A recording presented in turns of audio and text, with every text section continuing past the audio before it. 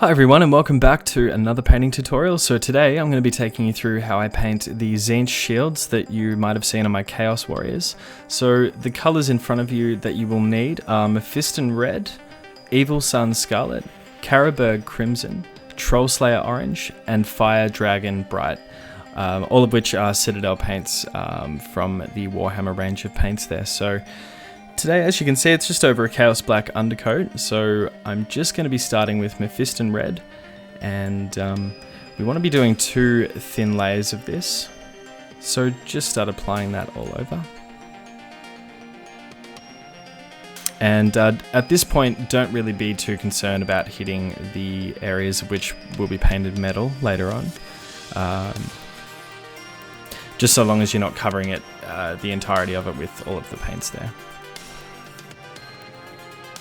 Okay, so as you can see, the base coat of Mephiston Red is down, pretty straightforward.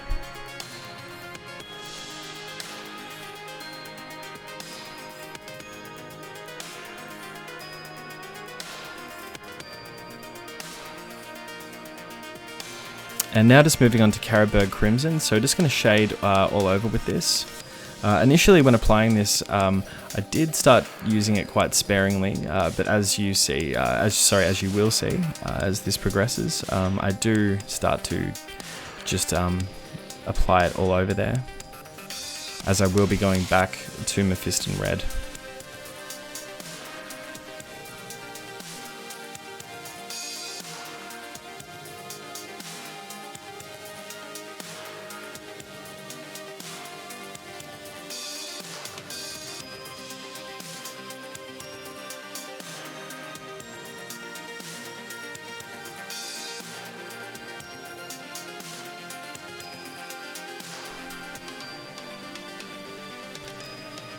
Alright, so now that the Caryburg Crimson is dry, we're going to be moving on to the next steps. Now, I just wanted to show you quickly, so I am using a wet palette for this, and as you can see, I've got the 4 colours down, so you can see here Mephiston Red, Evil Sun Scarlet, Troll Slayer Orange, and Fire Dragon Bright, all ready to go.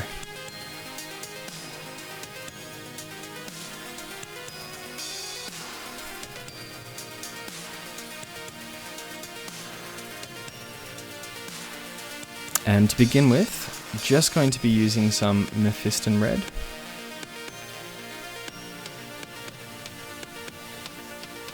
Now the reason I like to wash shade, I should say, all over the surface area sometimes is just because I do like it to have potential to just have a lot more of a darker sort of theme to it.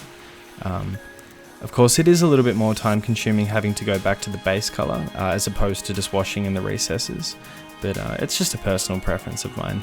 So as you can see here, just carefully picking out areas which I want to have more vibrancy.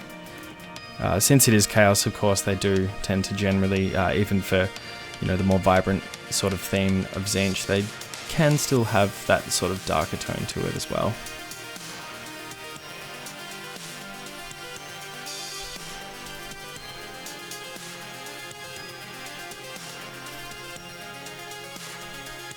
So just making sure you get a nice angle on your brush, just for much easier control. And of course, always picking out those edge highlights.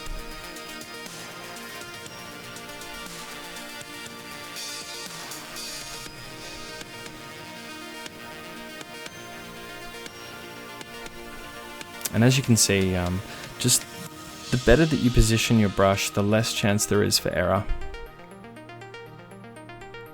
So having it on an angle where it's more pointed towards the miniature, there's less chance of the paint pooling as well.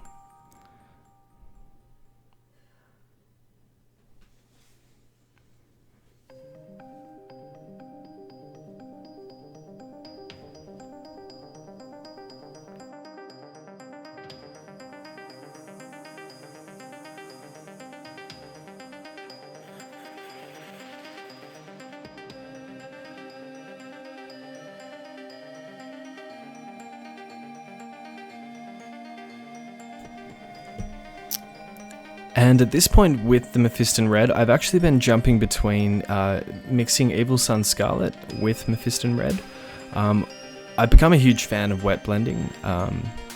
Again, it's just a personal preference of mine. It's not something that you have to do. You can stick to the traditional way of just using a regular palette.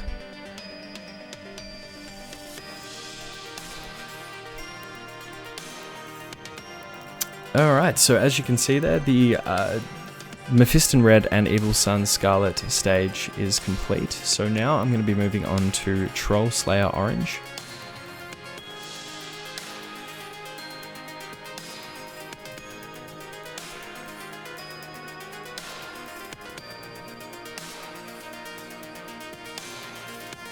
And again, just keeping your brush on a nice angle and not a lot of paint on the brush, as you can see.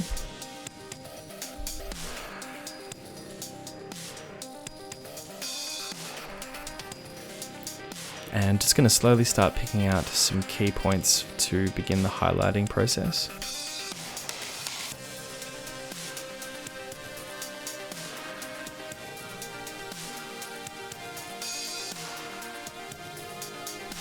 And of course, as always, just really take your time.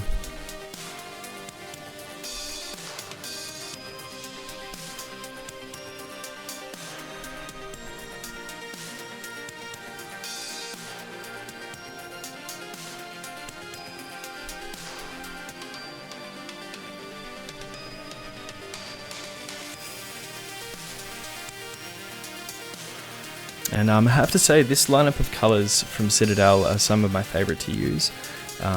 Just because you still get that sort of dark theme from the Mephiston Red with the Caryburg Crimson, but then of course the oranges really bring the entire thing out quite a bit.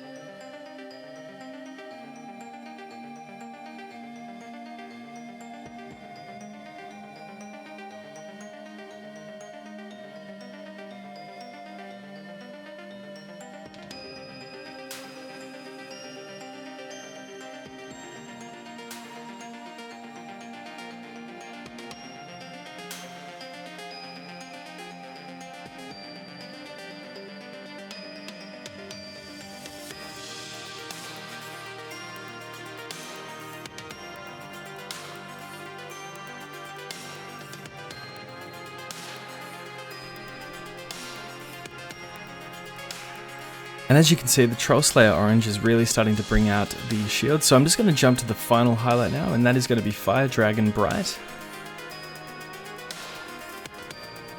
Of course, if you're wanting to do something lighter for your own shields, you could always add a little bit of yellow to a Fire Dragon Bright mix, just to really bring it out a little bit more.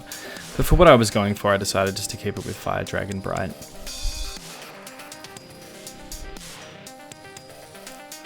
So once again, just not a lot on the brush there, and just really carefully, just going to start bringing out some final highlights.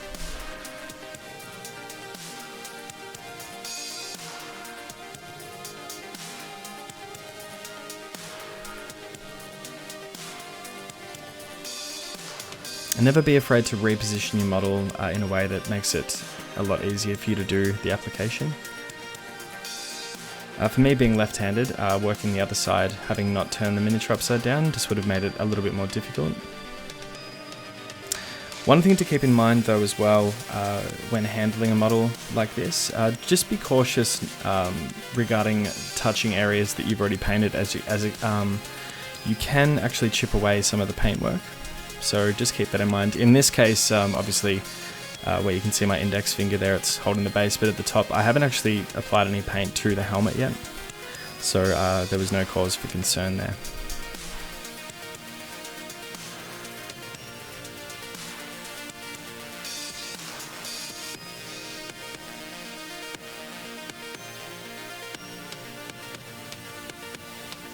So just continue along with this.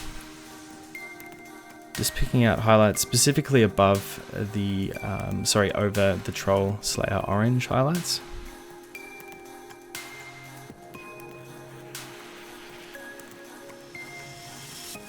And of course, always the edge highlighting as well.